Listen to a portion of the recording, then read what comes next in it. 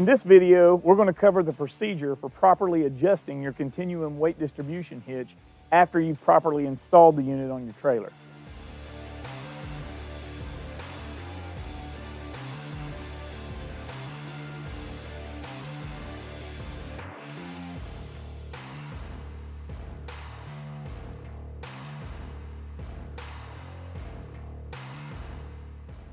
Now, it's important before we begin to make sure that the trailer is fully loaded the same way that you would take it on a trip.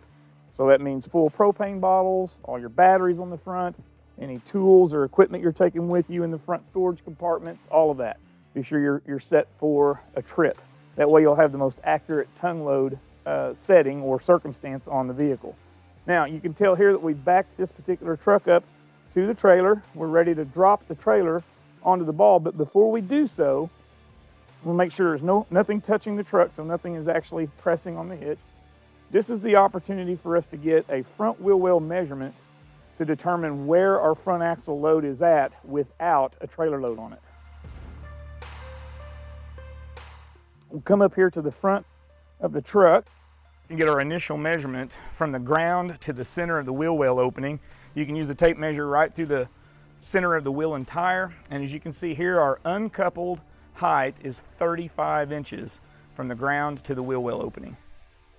So now we'll go ahead and lower the trailer down onto the ball. As you approach the point where the jack begins to come off of the ground, or in this case we've got a block under here, it is okay to go ahead and close the coupler latch at this point. And then if you've got a block or some stack of those plastic things that you use on your jack, now's a good time to move those out of the way and go ahead and lower the jack a little lower so that you can get the load bars off the storage hook easily. You can go ahead and hook this up to the weight distribution head, so latch the load bar assembly in. But before we do any type of pressurization of the bars, now we want to get that second measurement that shows just how much the front of the truck came up because of the amount of tongue load that we have on the trailer. So we'll go up here to the front axle again, this time with the full load of the trailer on the hitch. And taking this new measurement, we have raised the front of the truck exactly 1 inch at 36 inches. This is a Ford pickup truck, and their owner's manual calls for a front axle load restoration of 50%, so this makes it very easy in this case.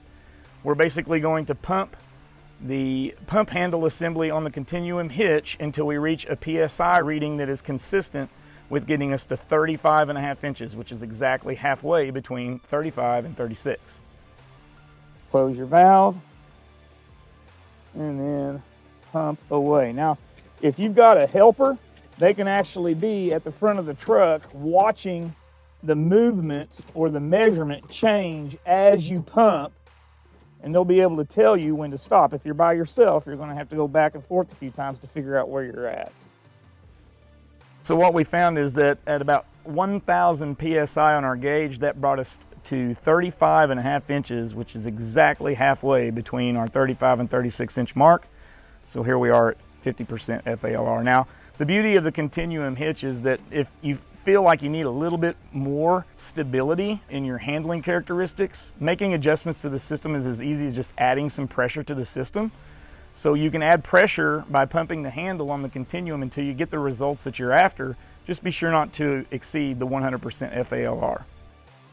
If your specific vehicle owner's manual calls out a specific front axle load restoration recommendation that's not that easy, we have provided for you a chart in the installation sheet that will let you plug in the math to get the exact measurement.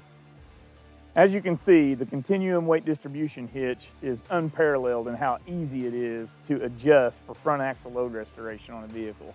We don't have to worry about breaking heads down or changing out bolts and washers or spacers.